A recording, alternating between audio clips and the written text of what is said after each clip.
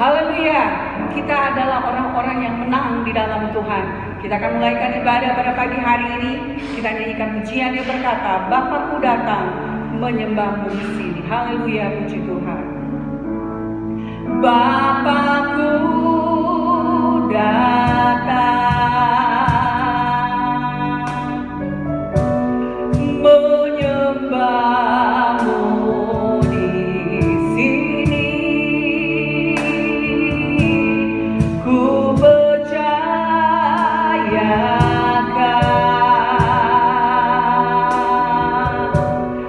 ada bagiku. Bapakku datang menyembahmu di sini.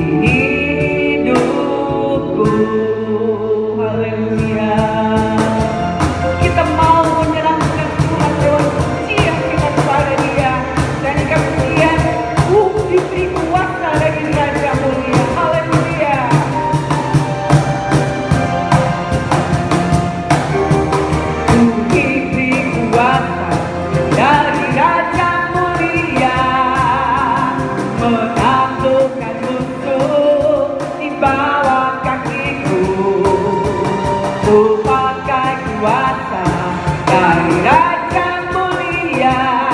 Bila Allah ada bersamaku, siapa jadi lawanku? Sungguh besar kau Tuhanku, engkau perisai hidupku. Ku berdiri dengan iman, iman dalam Yesus Tuhan. Kau yang memberi kemenangan, ku bersorak merayakan. Terpujilah Kau Raja segala raja. Haleluya, Tuhan. Ku diberi kuasa dari Raja mulia, menaklukkan musuh di bawah kakiku. Ku pakai kuasa dari Raja mulia. Bila Allah ada bersamaku, siapa jadi lawanku? Sungguh besar Kau Tuhanku, engkau perisai hidupku. Ku berdiri dengan iman, iman dalam Yesus Tuhan. Kau yang memberi kemenangan, ku bersorak merayakan. Terpujilah Kau Raja segala raja.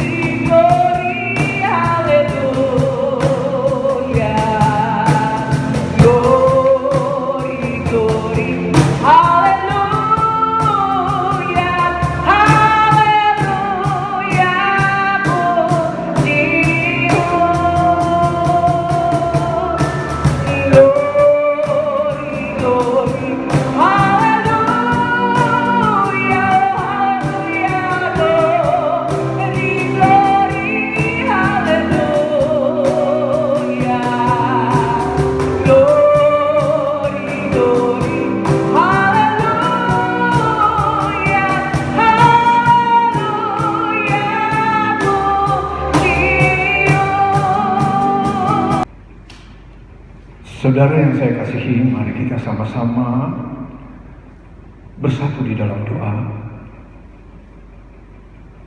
Tuhan yang kami panggil, Tuhan yang menjadi juru selamat kami adalah Yesus Kristus yang mati bangkit dan naik ke surga, menyediakan tempat bagi kami.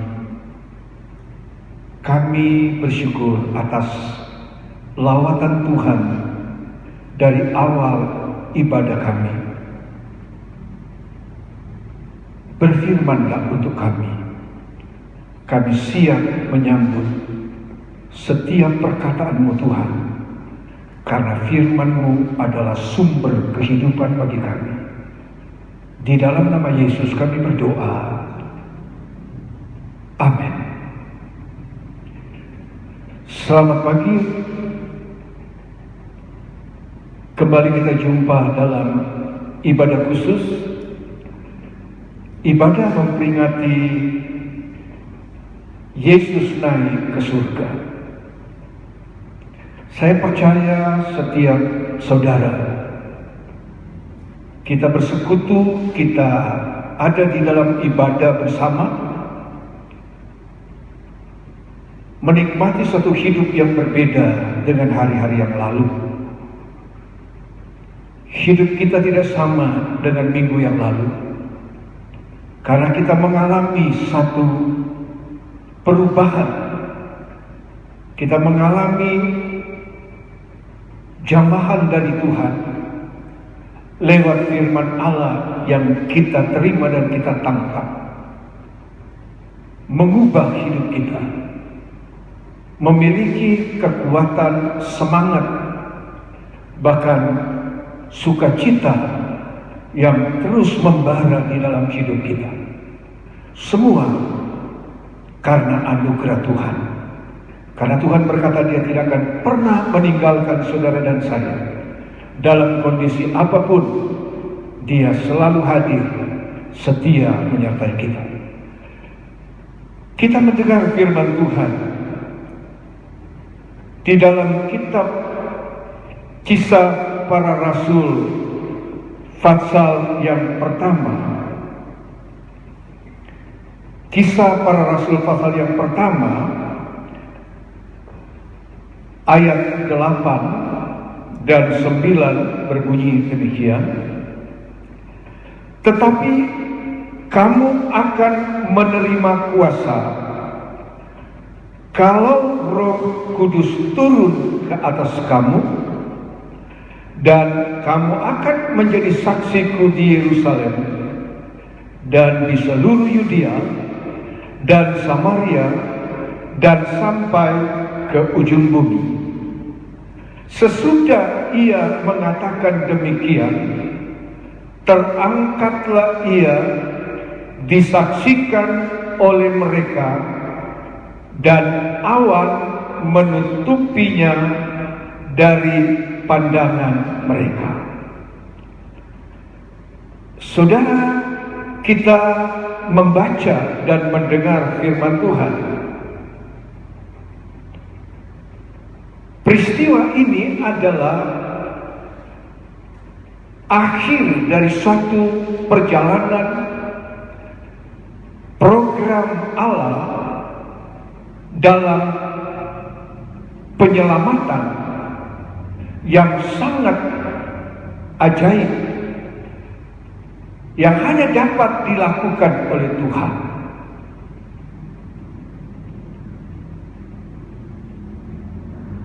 Yesus naik ke surga setelah Yesus menyelesaikan semua rencana penyelamatan untuk umat manusia yang digagas oleh Allah atau direncanakan oleh Tuhan untuk menyelamatkan saudara dan saya. Sejak manusia jatuh di dalam dosa, maka Allah memulai sesuatu dengan merencanakan sesuatu, yaitu melalui salib Tuhan datang dan Tuhan memulai memberikan jalan-jalan keluar bagi manusia. Saudara, kita tahu di dalam firman Tuhan, penyelamatan Tuhan melalui kayu salib dimulai dari Taman Eden. Pada waktu manusia jatuh di dalam dosa,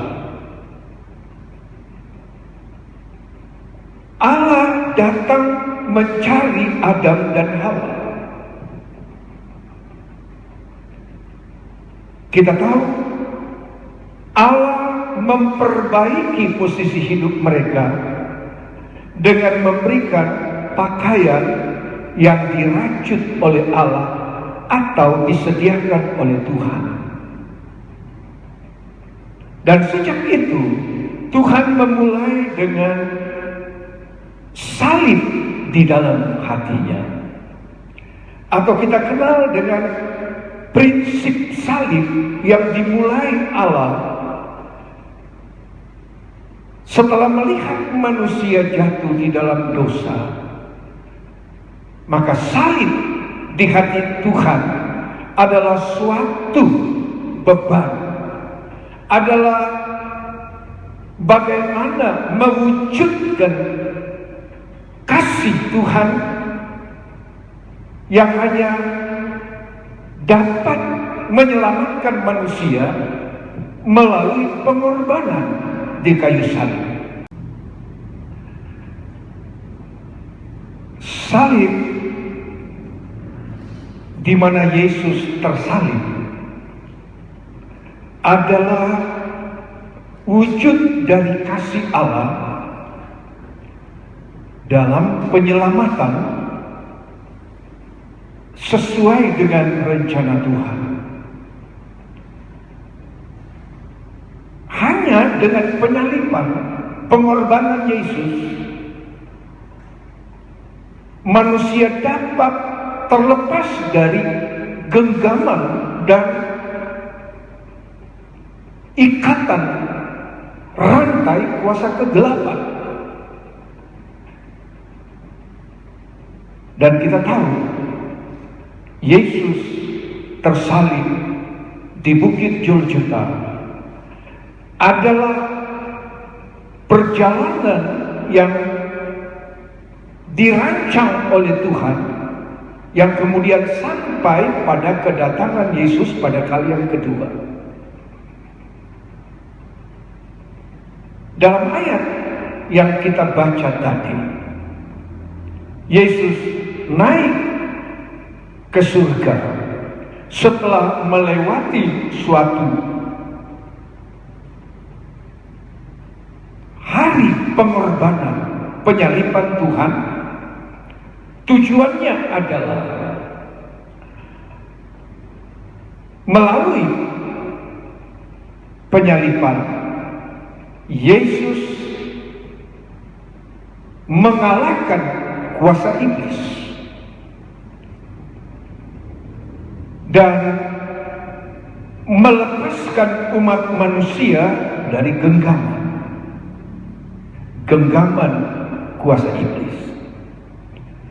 Kita juga bersyukur dan berterima kasih kepada Tuhan karena pengorbanan Yesus telah membuka pintu dan jalan keselamatan untuk umat manusia. Karena melalui kasih dan pengampunan, anugerah yang hanya ada di dalam Yesus Tuhan. Kita juga menyadari salib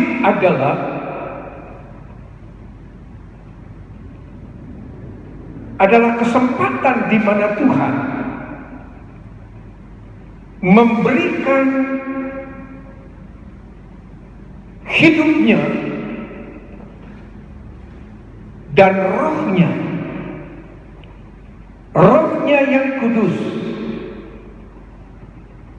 adalah hidup Allah sendiri untuk menyertai setiap anak Tuhan, gereja Tuhan dalam perjalanan hidup sampai Tuhan kembali. Pengorbanan Yesus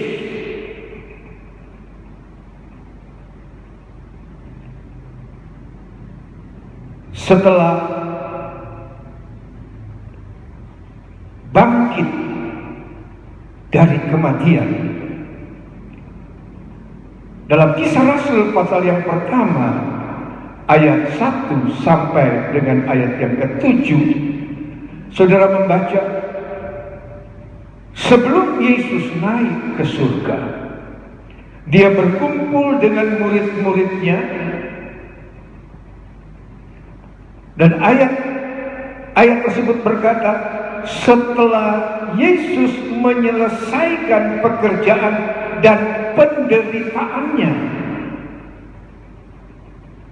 penderitaan yang hebat, penderitaan yang luar biasa dalam perjalanan salib sampai pada kenaikan Yesus, diingatkan kepada murid-muridnya, diingatkan kepada gereja Tuhan, diingatkan kepada saudara dan saya, sesungguhnya pengorbanan dan penyelamatan Yesus untuk saudara dan saya sangat mahal,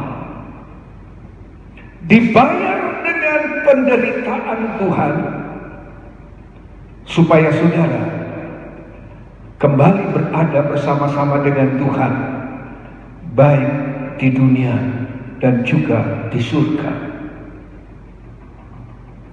Tuhan Yesus pada waktu berbicara, dia katakan,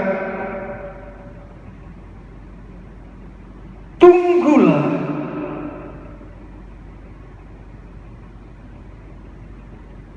berdoalah, jangan tinggalkan Yerusalem sampai setiap murid dan anak Tuhan dipenuhi dengan kuasa Roh Kudus. Di dalam Kisah Para Rasul pasal yang pertama ayat 8, Tuhan Yesus berfirman dan berpesan supaya anak-anak Tuhan menjadi anak-anak Tuhan yang selalu menjadi pendengar yang baik dan mengerjakan apa yang didengar dengan baik. Firman Tuhan berkata, sampai kamu dipenuhkan Tuhan dengan kuasa Roh Kudus, dan kamu akan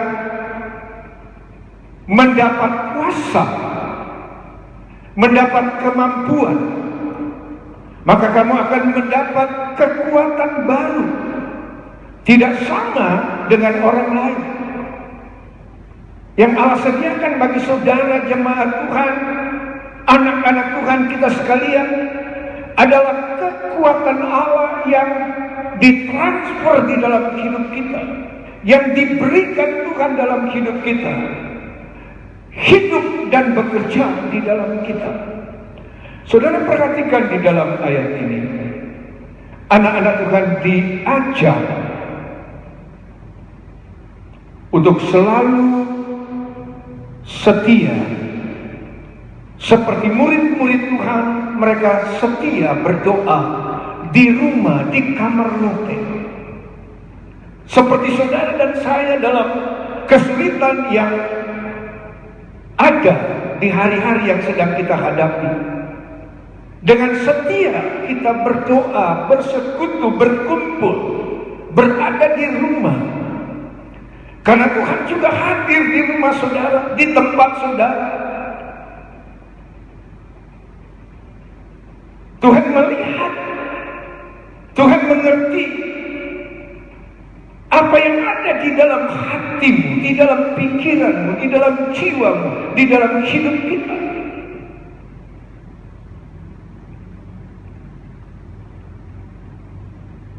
Janji Tuhan ya dan amin. Dia selalu datang membuat setiap anak Tuhan menikmati kebenaran janji Tuhan. Dalam ayat ini juga Tuhan mengajar supaya anak-anak Tuhan menjadi pelaku firman, bukan hanya berkumpul, bersekutu, berdoa, mendengar firman, tetapi dalam melakukan firman Allah sangat sulit dan bisa menggunakan logika-logika, dan lebih parah lagi menggunakan suara hati yang tidak sejalan dengan firman Allah. Kita mengambil satu contoh di dalam kitab 1 Raja-Raja pasal 17 ayat 15 dan 16 berbunyi demikian. Lalu pergilah perempuan itu berbuat seperti yang dikatakan Elia. Maka perempuan itu dan dia serta anak perempuan itu mendapat makanan beberapa waktu lamanya. Tepung dalam tempayan itu tidak habis, dan minyak dalam buli-buli itu tidak berkurang, seperti firman Tuhan yang diucapkannya dengan perantaraan Elia. Dalam ayat-ayat sebelumnya saudara baca, sedang terjadi suatu kelaparan dan juga menimpa keluarga ini.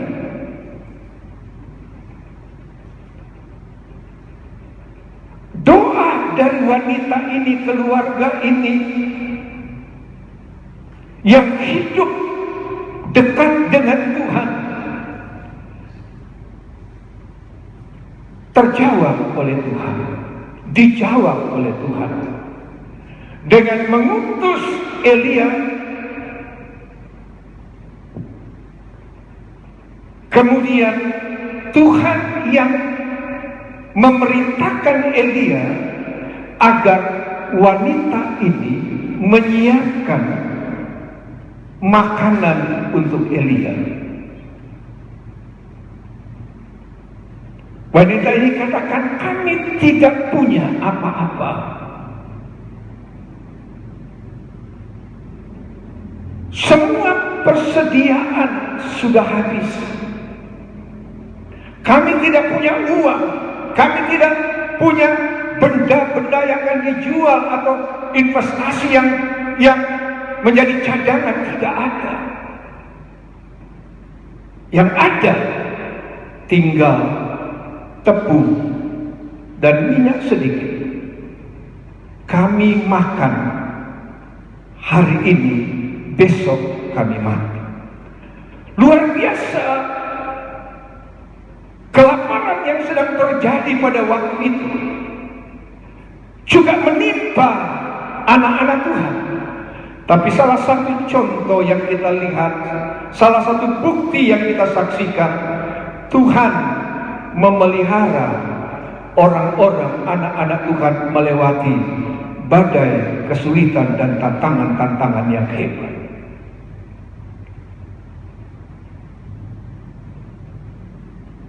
Untuk membuat satu perubahan dalam hidup keluarga wanita ini, keluarga ini, untuk melihat satu perubahan di dalam ekonomi keluarga ini, Kemudian prospek hidup anak dan keluarga di depan adalah di dalam firman Tuhan menjadi pelaku firman. Apa yang diminta sepertinya bertolak belakang dengan logika, dengan suara hati. Tetapi kepatuhan kepada Tuhan, kepatuhan karena percaya dan mengasihi Tuhan, karena mengimani perkataan Tuhan, dia menjadi pelaku yang baik. Tuhan mengubah, dan keluarga ini diberkati oleh Tuhan. Saudara, kehadiran Tuhan di dalam hidup kita, dan Yesus katakan selama 40 hari setelah dia bangkit, dia datang mendapatkan setiap anak Tuhan, mendapatkan mereka, mencari mereka yang memerlukan jalan keluar, jalan keselamatan. Yesus yang bangkit, ada kuasa yang bangkit dalam hidup saudara dan saya. Tuhan memberikan kuasanya, rohnya, roh kebangkitan yang membedakan kita. Karena di dalam hidup saudara dan saya ada kuasa Allah yang bekerja, menopang, menguatkan, dan memberkati kita dalam segala hal. Saudara, pada waktu Yesus bangkit dan bekerja selama 40 hari, sangat berbeda. Saudara tidak akan mendapatkan di dalam satu ayat di mana orang-orang mencari dan coba membunuh Yesus. Mereka berada dalam ketakutan karena mereka melihat yang mereka salibkan dan mereka siksa adalah Allah, adalah Yesus. Itu sebabnya Yesus berkata, setelah 40 hari Yesus bekerja dan hidup bersama anak-anak Tuhan, dia harus naik ke surga. Karena dia adalah Allah. Dalam hidup yang Tuhan pesankan, di mana kita harus jalani adalah setelah Yesus naik ke surga, dia ingatkan kepada semua umat manusia, kepada anak-anak Tuhan, kepada saudara dan saya, dalam menghadapi kondisi apapun, pertama adalah tetap hidup dengan Tuhan. Kata hidup dengan Tuhan, selalu bersama-sama dengan Tuhan. Jangan sekali-kali terpisah dengan Tuhan. Jangan sekali-kali memisahkan diri dengan Tuhan. Kita akan gagal. Tapi hidup orang yang selalu dengan Tuhan, Tuhan akan buat sesuatu yang baru dalam hidup anak-anak Tuhan. Karena dia bangkit, memberikan kehidupan yang baru, yang bagi manusia mustahil, tapi bagi Allah di dalam kita tidak ada yang mustahil. Kedua adalah anak-anak Tuhan diajar oleh Tuhan pada waktu Yesus naik ke surga, dia katakan, tinggallah dengan Tuhan.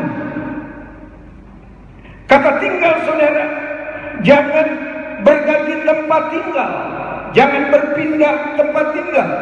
Karena ada banyak persoalan yang membuat orang berpindah dari Tuhan, dari Yesus ke tempat yang lain. Tetap tinggal dengan Tuhan. Dia adalah Allah yang mengasihi saudara dan saya. Tetap mengandalkan Tuhan, memandang Tuhan. Tetap tersungkur di bawah kaki Tuhan. Dan dia akan memulihkan saudara. Dia akan memulihkan gereja Tuhan. Dia akan memulihkan bangsa kita. Kemudian Tuhan berpesan supaya selalu berjalan dengan Tuhan. Bergandeng tangan dengan Tuhan. Berjalan dengan Tuhan berarti memegang perkataan Allah. Daud berkata di dalam Mazmur 119 ayat 105, firman-Mu itu pelita bagi kakiku dan terang bagi jalanku. Jadikanlah Tuhan di dalam menghadapi hari-hari di depan kita. Terkadang berada dalam kegelapan, terkadang ditutupi dengan awan yang tebal.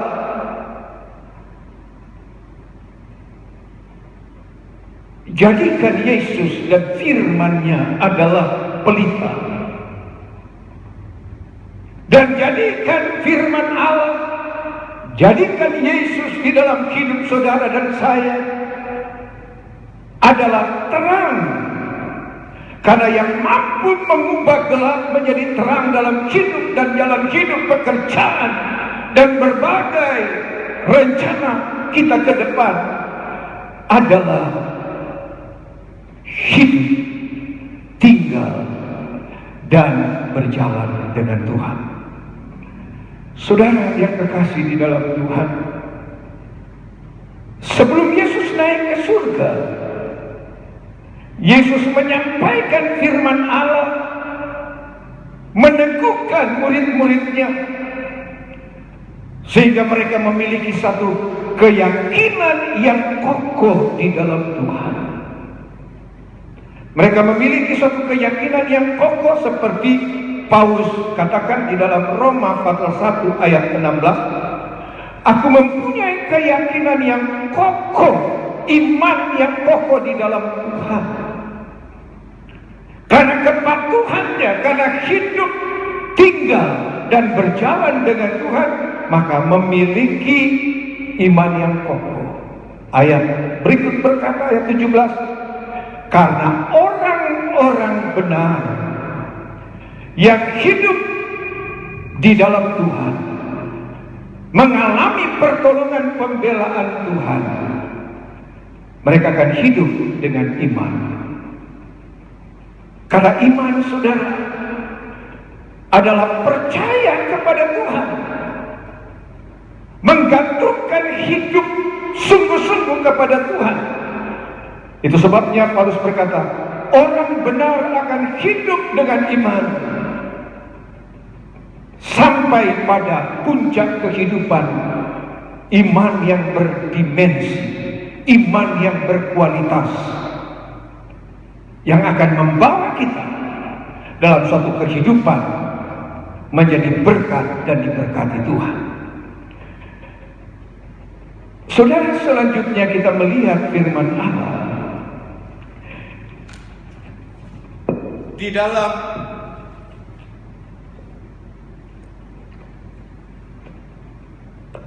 Satu Timotius pasal 4 ayat 17, Paulus berkata, sejak Yesus naik ke surga, Paulus katakan, tetapi Tuhan telah mendampingi aku supaya dengan perantaraan Injil atau firman yang kita dengar, yang didengar oleh Paulus,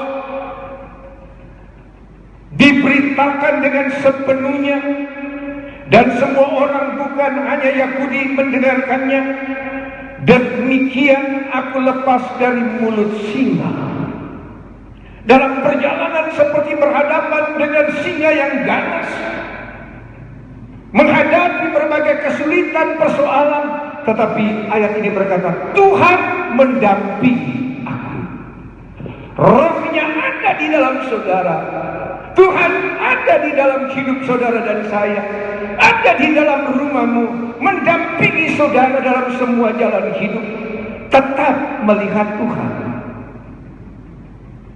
Ayat berikut berkata, dan Tuhan akan melepaskan dari setiap usaha yang jahat. Tuhan akan melepaskan saudara dan saya. Dia akan menyelamatkan aku. Dia akan menyelamatkan saudara. Sehingga aku masuk ke dalam kerajaannya di surga. Baginya nyala kemuliaan selama-lamanya. Amin. Tuhan berkata, Dia menyertai.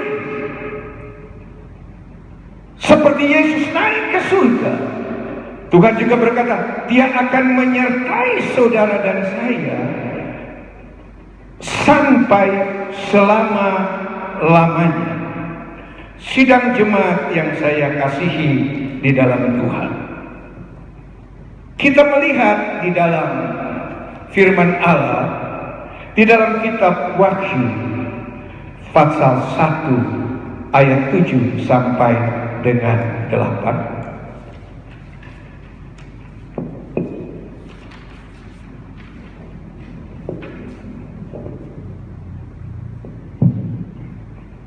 Firman Tuhan berbunyi demikian. Lihatlah, Ia datang dengan awan-awan, dan setiap mata akan melihat Dia, juga mereka yang telah menikam Dia, dan semua bangsa di bumi akan meratapi Dia. Ya, amin. Yesus naik ke surga akan memberikan hidup yang berarti bagi saudara dan saya. Karena Yesus berkata di dalam Yohanes 14 ayat 1, jangan beri hatimu gelisah.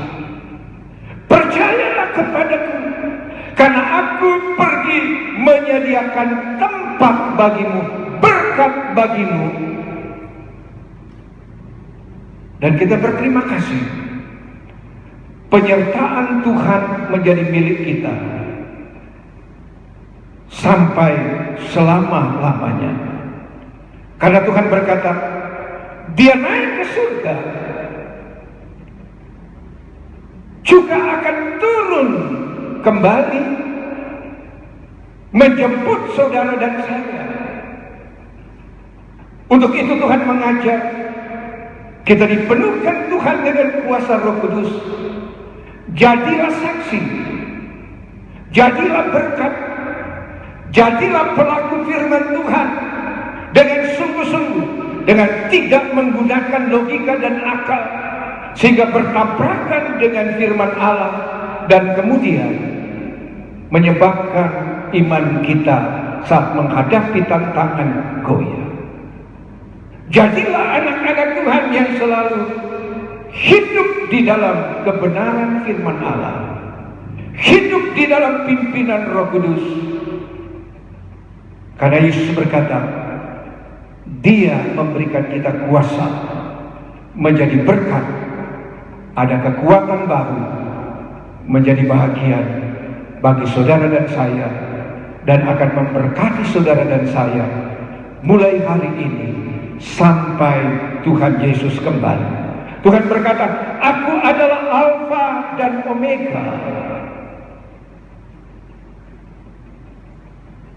Firman Tuhan yang ada, yang kita dengar, Dia berkata, yang ada dan yang sudah ada, dan yang akan datang, sebab Dia adalah Allah Maha Kuasa. Kita melihat, kita menyaksikan, kita mendapatkan janji Tuhan. Dia tidak pernah meninggalkan saudara dan saya. Tetaplah setia mengandalkan Tuhan sampai selama-lamanya. Tuhan memberkati saudara sekalian dimanapun berada dalam ibadah bersama. Saya mengajak saudara menyanyi satu pujian. Kita akan sama-sama berdoa, berterima kasih atas penyertaan Tuhan.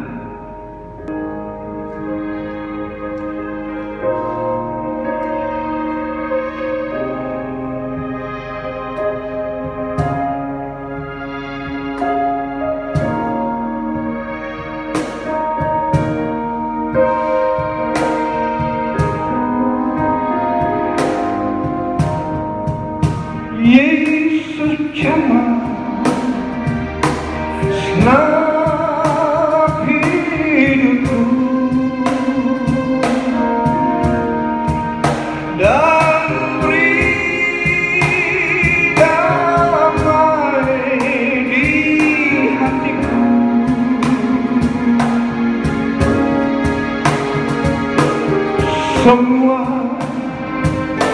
berubah dan aku tahu Yesus jamah ku jadi baru. Yesus jamah senang hidupku dan beri damai di hatiku.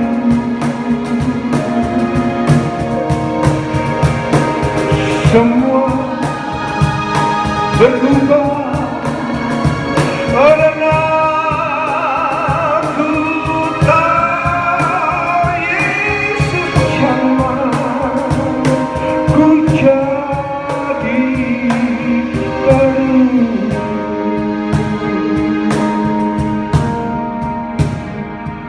Terima kasih lawatan Tuhan. Setiap kami dijamah Tuhan dengan memberi kekuatan Roh Kudus, dengan memberi penghiburan sukacita, karena kami tahu Tuhan tidak pernah meninggalkan kami. Berkati Tuhan semua umat-umat tebusan yang saat ini bersekutu di dalam doa, di dalam ibadah online. Kami ada di tempat, di rumah masing-masing. Kami berada di kantor. Kami berada jauh dari anggota keluarga karena tugas yang harus memisahkan kami. Kami berterima kasih karena lawatan Tuhan. Engkau memberikan kami kuasa dan Engkau berjanji tidak pernah meninggalkan kami. Lewat firman-Mu kami dijamah. Terima kasih hadirat kuasa Roh Kudus. Dan kami akan melangkah di dalam kemenangan, di dalam iman yang selalu tertuju kepada Tuhan. Terima kasih Tuhan. Dengar doa kami. Hamba menyerahkan hidup kami, semua jemaat dan umat-umat tebusan Tuhan yang bersekutu dalam ibadah pagi hari ini, memperingati hari kenaikan Yesus ke surga. Kami sungguh diberkati Tuhan. Dan sekarang saudara yang aku kasihi, mari kita mengangkat tangan kita dan kita akan berdoa bersama-sama. Tuhan Yesus, di akhir ibadah kami menyerahkan hidup dalam tangan-Mu. Mulai saat ini, sepanjang hidup kami dalam genggaman tangan-Mu. Engkau adalah juru selamat kami. Engkau yang empunya hidup kami. Engkau yang empunya langit dan bumi. Engkau yang empunya segala berkat dan kelimpahan. Tetap memberkati kami jemaat-Mu, umat-umat-Mu, karena Engkau adalah sumber dari segala kemuliaan, hormat, kekayaan, kesehatan dan umur yang panjang ada di dalam tangan-Mu yang Tuhan sediakan bagi kami. Dan sekarang saudara-saudara, di akhir ibadah, terimalah berkat dari Allah Bapa, Anak dan Roh Kudus, yaitu berkat di dalam nama Tuhan Yesus Kristus akan tetap tinggal menyertai kita sekalian, mulai saat ini sampai selama-lamanya. Dalam nama Yesus kami berdoa, haleluya, amin. Terima kasih Tuhan.